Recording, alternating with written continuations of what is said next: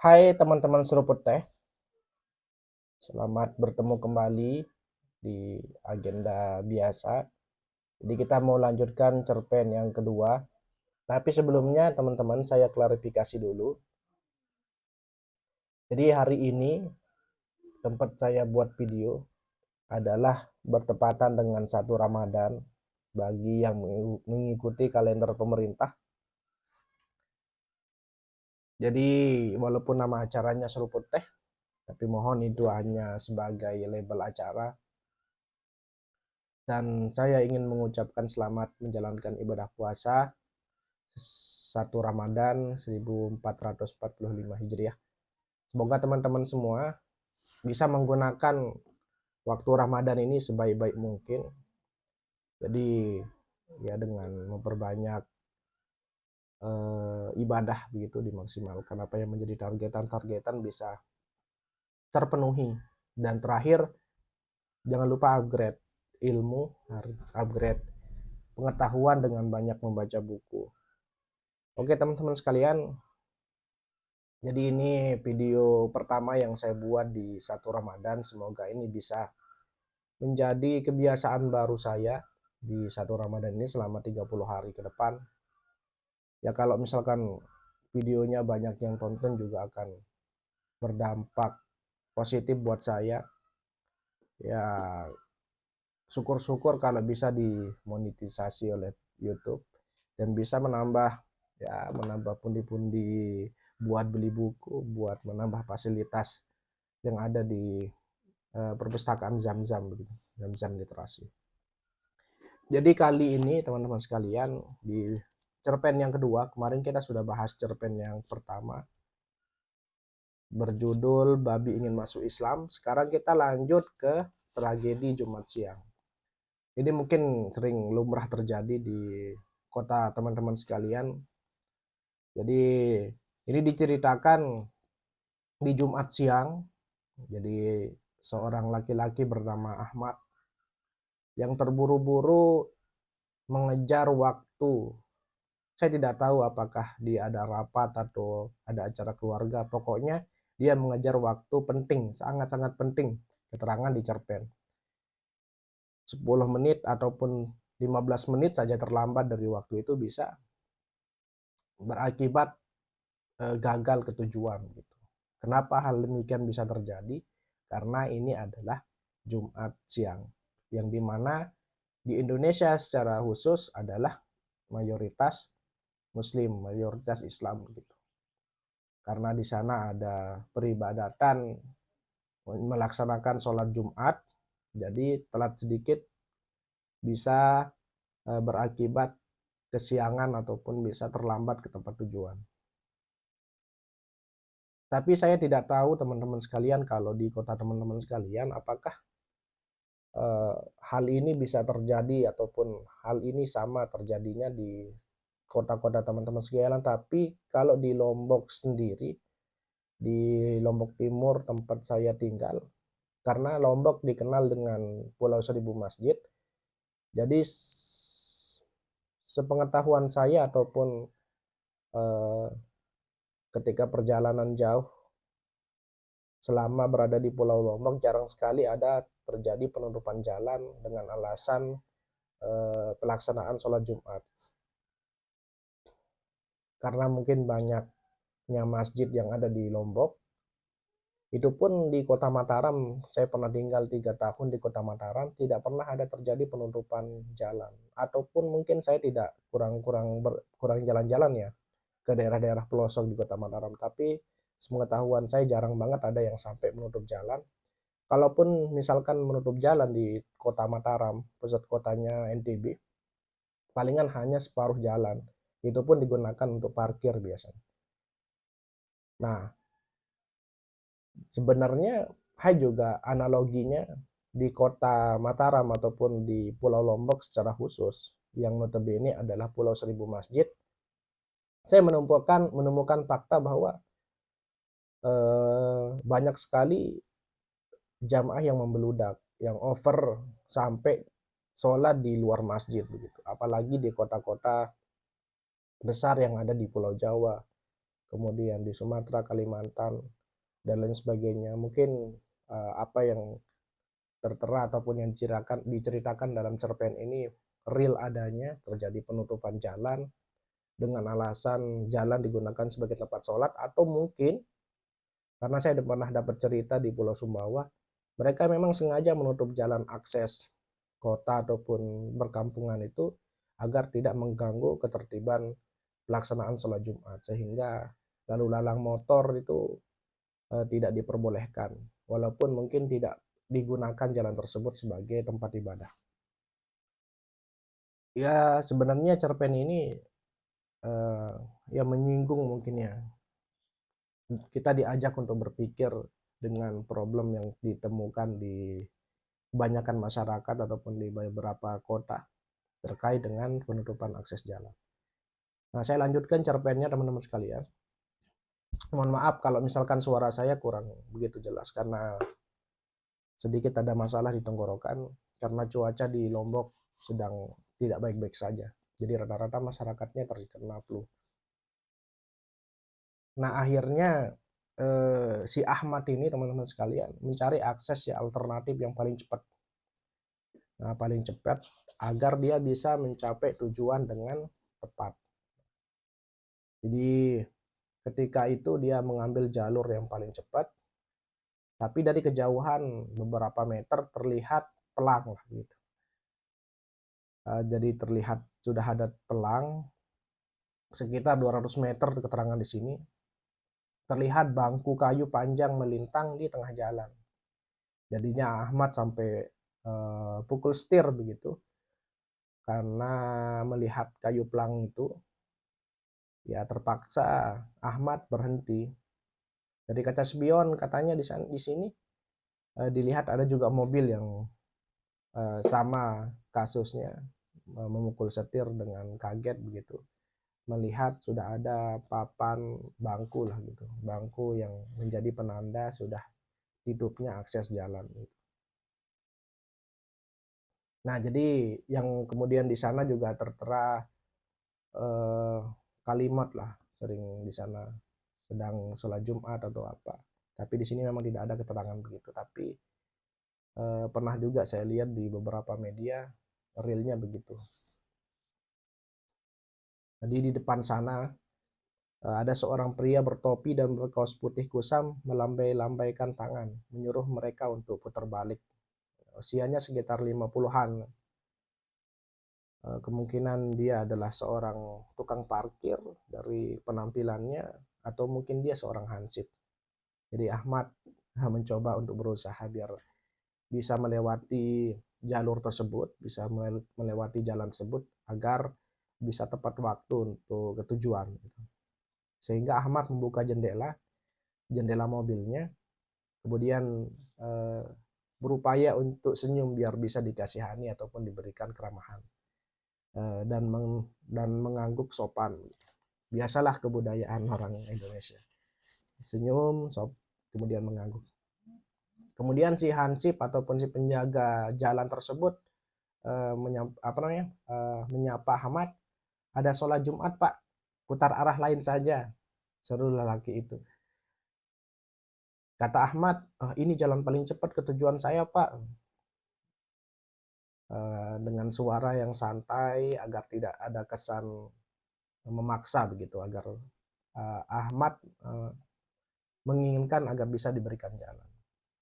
Mohon maaf Mas, nggak bisa, jalan ini ditutup karena ada sholat Jumat. Silakan cari jalan lain. Mohon maaf, mohon tolong Pak, jangan dipersulit saya. Tolong sekali lagi aja Pak, begitu kata Ahmad, agar bisa dikasih jalan. Nggak bisa Mas, memang urusan apa Mas, sampai lebih penting dari ibadah. Nah ini udah masuk ke ranah diskusi opini tentang kepercayaan gitu. Jadi sampai terucap kalimat sampean kafir ya, namanya ini udah ada sebuah kecurigaan, ini namanya Ahmad. Tapi apa namanya, ini dari perspektif saya teman-teman ya, ini namanya Ahmad tapi tidak berhenti untuk sholat sejenak.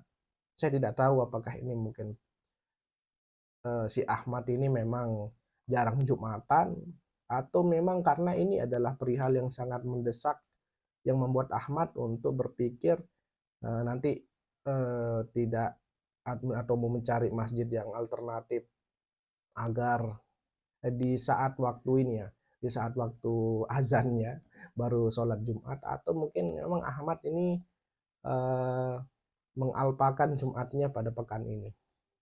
Sampai di sana keluar kalimat sampean kafir ya dari seorang penjaga penjaga jalan tersebut. Nah, ini kalimat yang sering sekali menjadi opini publik di Indonesia, di media-media mainstream, di media-media publik tentang kalimat kafir ini. Tapi ini adalah hal yang lumrah sudah menjadi diskusi, dan ini banyak kontra dan kontradiktif ataupun ya pro kontra dari masing-masing orang, ada yang sepakat dan ada yang tidak sepakat. Kemudian Ahmad kemudian balik putar mobil mencari jalan alternatif lain. Nah, ya cari-cari lagi, semoga ada jalan yang membolehkan untuk orang melintasi jalan raya dan tidak menutup akses. Beberapa menit kemudian, nah, lagi Ahmad harapannya kandas lagi, di hadapannya ada sebuah papan bertuliskan mohon maaf ada sholat Jumat. Akhirnya Ahmad dalam hati memaki-maki, dan dari sana kelihatan seorang lelaki muda yang mungkin sekitar 17 tahun dengan cengengesan nongol, giginya besar-besar cenderung tongos, rambutnya lurus-lurus seperti jerami kemerahan karena kurang gizi. Maaf Pak, jalan ditutup, cari jalan lain aja Pak. Aduh, kata Ahmad, saya sudah terlambat ini. Tadi di sana ditutup, di sini ditutup lagi. Saya harus lewat mana, Guru Ahmad? Ya gimana Pak, ini hanya tugas saya untuk menjaga. Bapak silakan cari jalan lain. Terjadi sebuah diskusi panjang di sana, dan sampai ada kalimat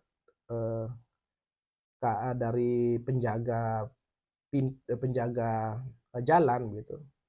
Lagian Bapak ini kok nggak sholat Jumat, emang bukan Muslim? Kemudian Ahmad ini menjawab, urusan kamu apa kalau saya Muslim atau bukan? Ada suara Ahmad sekian meninggi. Ya, terus di sini juga ada kalimat yang lumayan sensitif ya, karena beberapa opini ataupun narasi yang sering muncul bahwa kepercayaan itu menjadi hal yang sangat pribadi begitu. Sampai ada sebuah narasi di publik beberapa tahun kemarin bahwa di KTP juga mau dihilangkan keterangan agama karena menurut si pembuat opini ataupun beberapa narasi yang saya baca bahwa agama itu terlalu privat. Ya terserahlah, saya juga tidak terlalu mendalam mengkaji hal tersebut.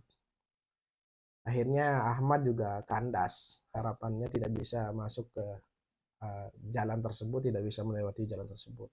Kemudian ya akhirnya putar balik, kemudian ada frustasi begitu. Kemudian karena 15 menit lagi sudah mulai acaranya. Nah akhirnya dia mencari jalan alternatif lain. Nah kali ini dia memacu mobilnya lebih cepat. Semoga jalan ini tidak menjadikan, atau kali ini semoga jalan ini tidak salah lagi untuk pilihan Ahmad.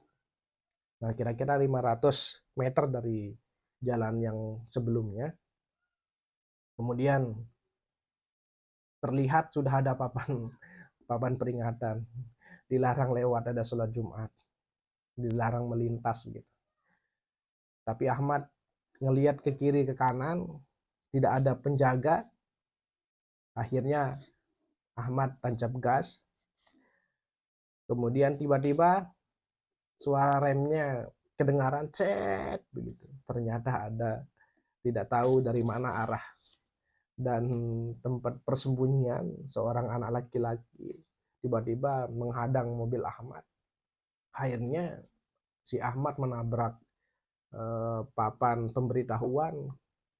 Saya tidak tahu, tidak dikasih keterangan apakah si Ahmad juga ikut menabrak anak laki-laki ini, atau hanya karena anak laki-laki ini ada rada kaget, hampir ditabrak sehingga dia agak pingsan ataupun mungkin hanya sekedar kaget kemudian jatuh dengan posisi tertidur begitu. Sampai Ahmad kaget sekali, dia membangunkan anak laki-laki ini sampai dia bilang, ini kamu tiba-tiba muncul seperti hantu saja, sampai dengan posisi tangan menggoyang-goyangkan agar si anak laki-laki ini bisa bangun gitu. Nah, kemudian dia lihat posisi anak laki-laki ini, terlihat dadanya bergerak begitu, tanda bocah laki-laki ini bernapas. Akhirnya dia merasa lega, syukur aja tidak meninggal, tidak ada luka sedikit pun. Kemudian tiba-tiba si lelaki bocah ini buka mata dan kemudian mengatakan kepada Ahmad, "Bapak ini keterlaluan ya, sengaja nabrak papan dan anak yang menjaga."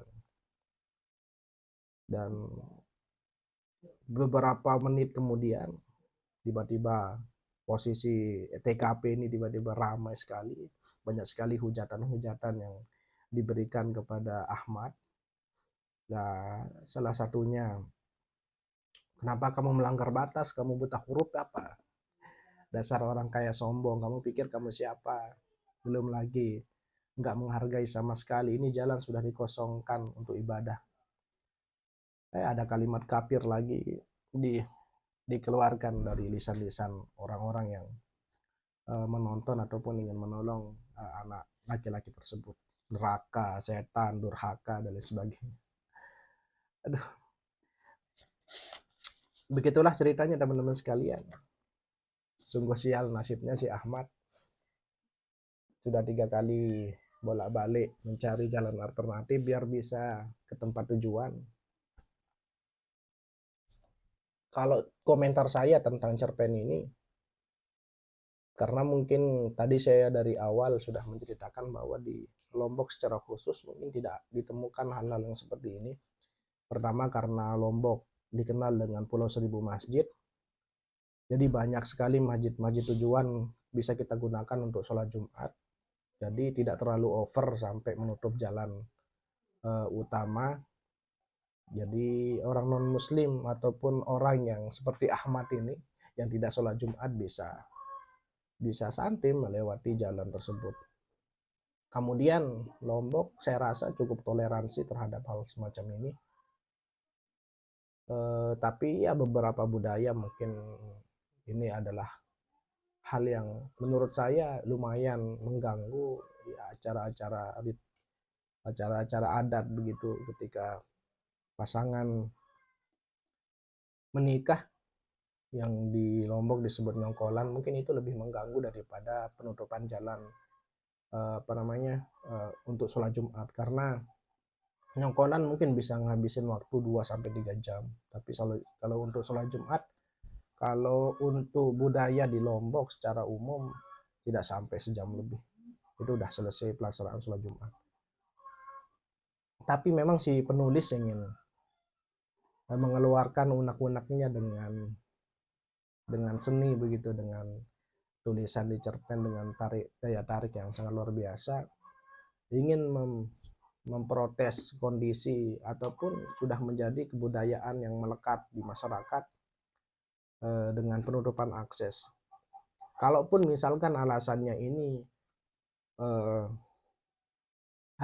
karena jalan raya tersebut ditutup karena itu menjadikan sebagai tempat sholat, saking overnya. Kalau yang itu saya tidak berani komentar. Tapi kalau misalkan itu ditutup hanya untuk alasan mengganggu ketertiban peribadatan, saya rasa mungkin masih bisa ditoleransi dengan catatan ya bagi-bagi setengah ya, seperti apa yang dilakukan di masyarakat Lombok. Setengahnya untuk ibadah, setengahnya untuk jalan lajur begitu. Dan juga pengendara juga diharapkan untuk bertoleransi dengan hal tersebut, sehingga tidak kebut-kebutan ketika seorang sedang beribadah. Kalaupun misalkan ini benar-benar terjadi di Lombok ataupun di daerah-daerah sekitar, semoga ini bisa diselesaikan dengan kepala dingin. Pemerintah, tokoh agama ataupun tokoh masyarakat bisa ikut terlibat dalam hal tersebut. Dan juga kita ya sebagai pribadi yang notabene bukan bukan memiliki ilmu agama yang mendalam gitu, ataupun ini bagian dari toleransi kita sebagai orang yang tahu dan paham bahwa Indonesia adalah mayoritas pemeluk agama Islam. Jadi untuk tidak membuat sebuah kegiatan-kegiatan besar atau kegiatan-kegiatan penting di jam-jam tersebut, yang bisa dimundurkan 15 menit 20 menit itu solusi dari saya secara pribadi. Ya, apalagi Ahmad ini ya, walaupun mungkin kembali lagi kepada pribadi masing-masing, mau sholat mau enggak itu ditanggung oleh pribadi masing-masing, tapi ya sepatutnya juga kita saling mengingatkan untuk melaksanakan kewajiban kita. Itu aja teman-teman sekalian, sembari kita nunggu berbuka puasa, karena saya buat video ini di siang hari, sekalian teman-teman bisa nonton ngabuburit atau mungkin nanti setelah sholat tarawih. Nah, silahkan diimajinasikan sendiri-sendiri, silahkan disimpulkan sendiri-sendiri. Kira-kira teman-teman menyimpulkan apakah Ahmad ini yang menjadi korban atau pelaku, atau teman-teman bakal lebih respect kepada orang-orang yang Jumatan secara umum, atau Ahmad secara umum juga. Terserah teman-teman mau menyimpulkan seperti apa. Oke, terima kasih teman-teman. Nanti kita ketemu lagi di cerpen selanjutnya.